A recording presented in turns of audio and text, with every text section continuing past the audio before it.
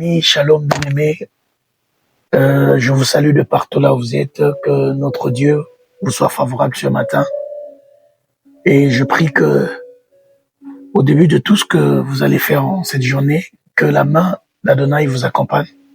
Alors c'est bien et bien moi, votre humble serviteur, pasteur Abba David. Je voudrais bien que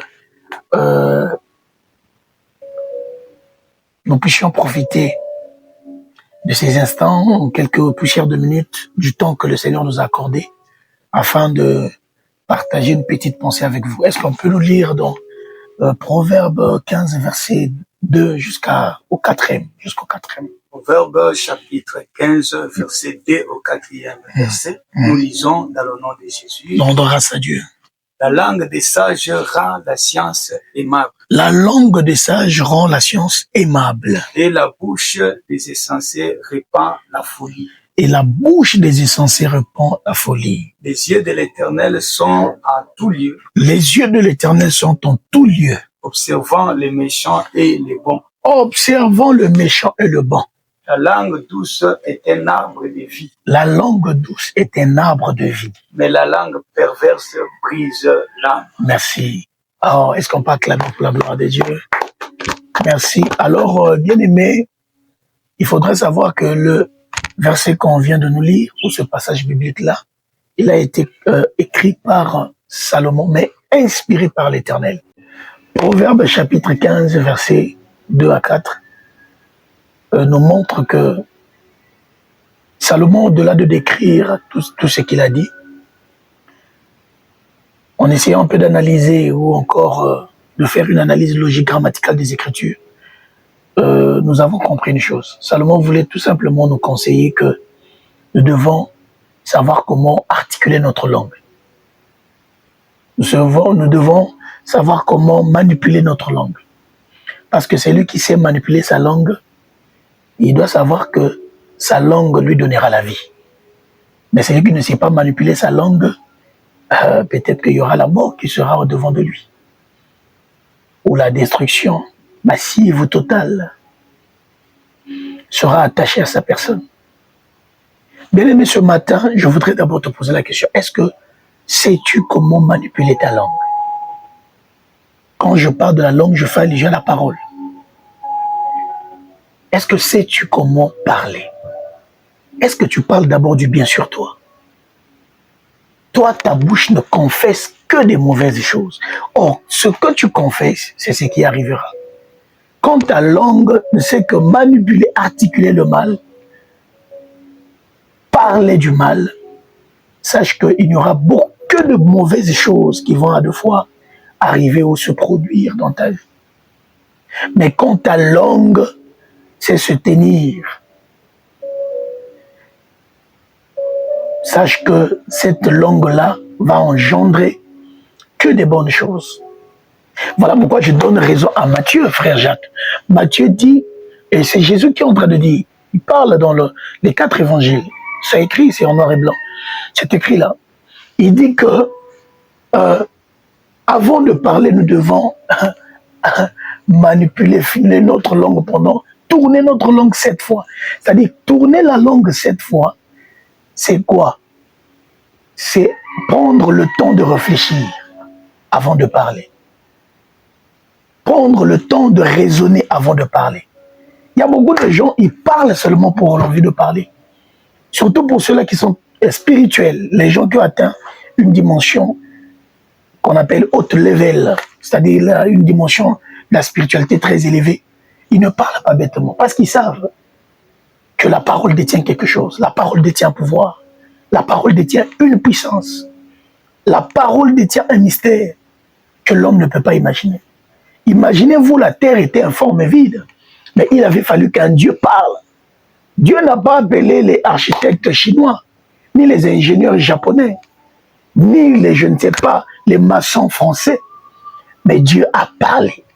La langue a fait le travail qu'un architecte devait faire. La langue a fait le travail qu'un ingénieur devait faire. Ta langue, bien-aimée, peut construire ta vie. Ta langue peut détruire ta vie.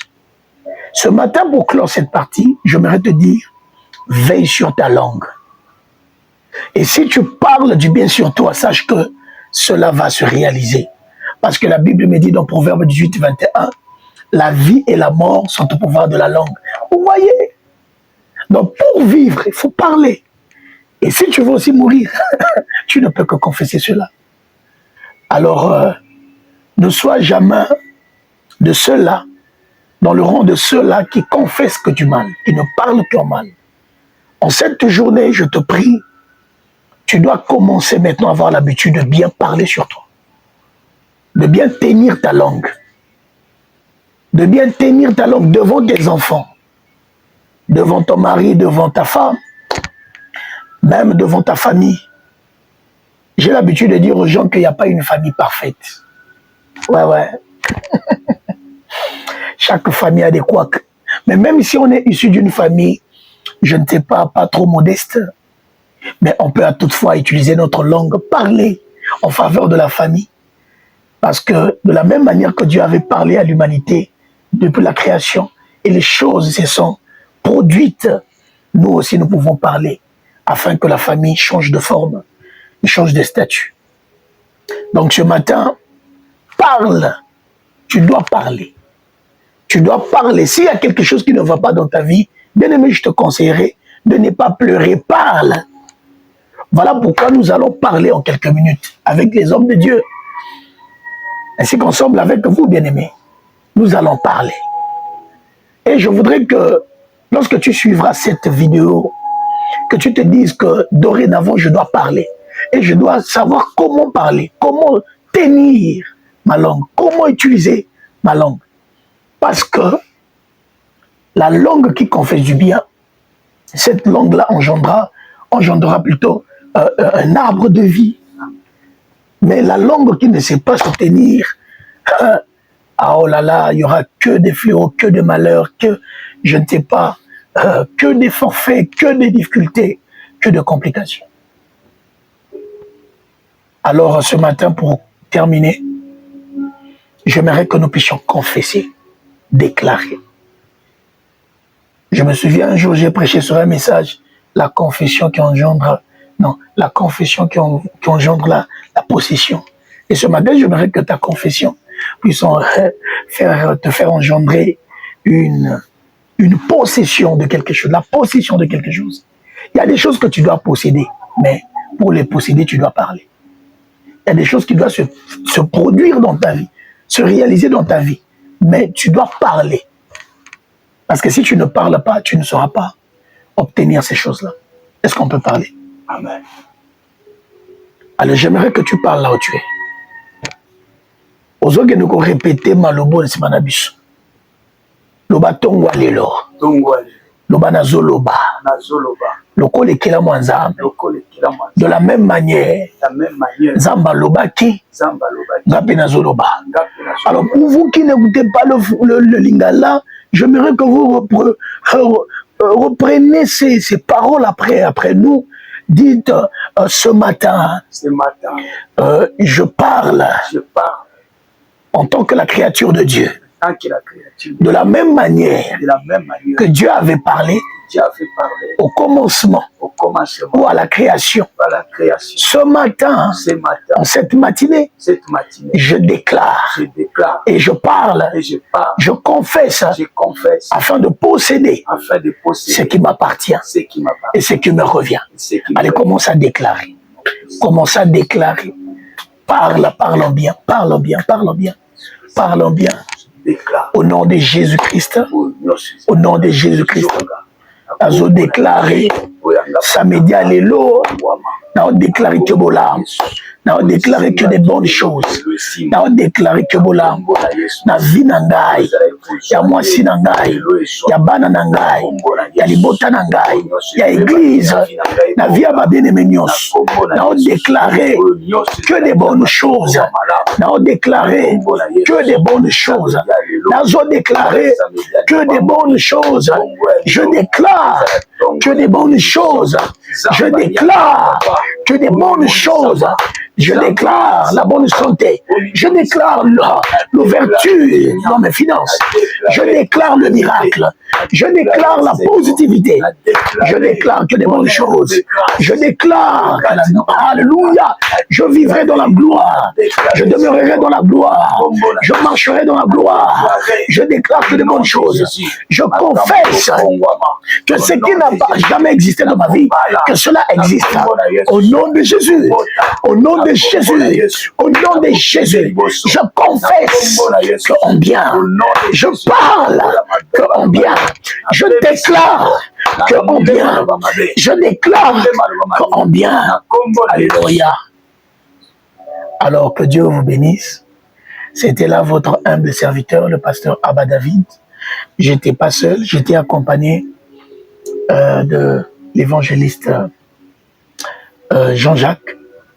Alors, bien aimé, nous sommes dans une phase où je peux appeler ça une phase préparatoire, encore préliminaire.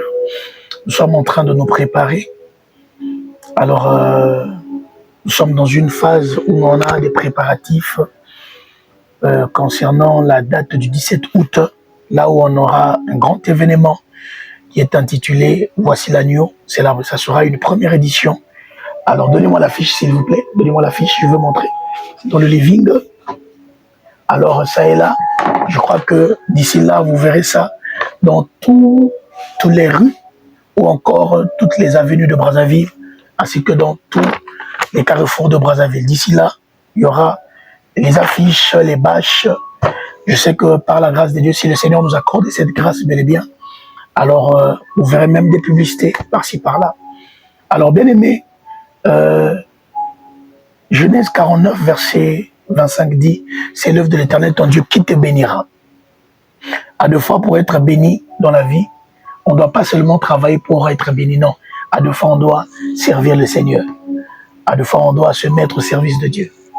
Alors, toi qui veux être béni, tu peux soutenir ce travail, tu peux travailler, mais également tout en soutenant l'œuvre de Dieu. Pour soutenir l'œuvre de Dieu, cela ne demande pas seulement que tu sois un membre de l'Église, non. Cela ne demande pas que tu sois seulement un adepte de l'Église, non, non, non, non.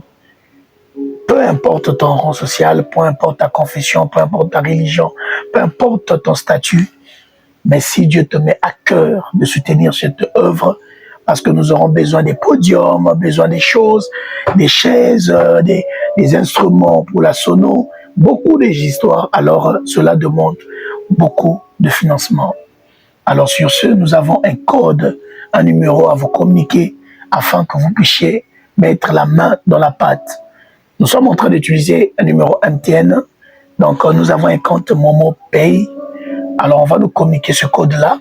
Même vous qui êtes aux États-Unis, en France, en Afrique du Sud, en Dubaï, Chine, Suisse, partout, Tunisie.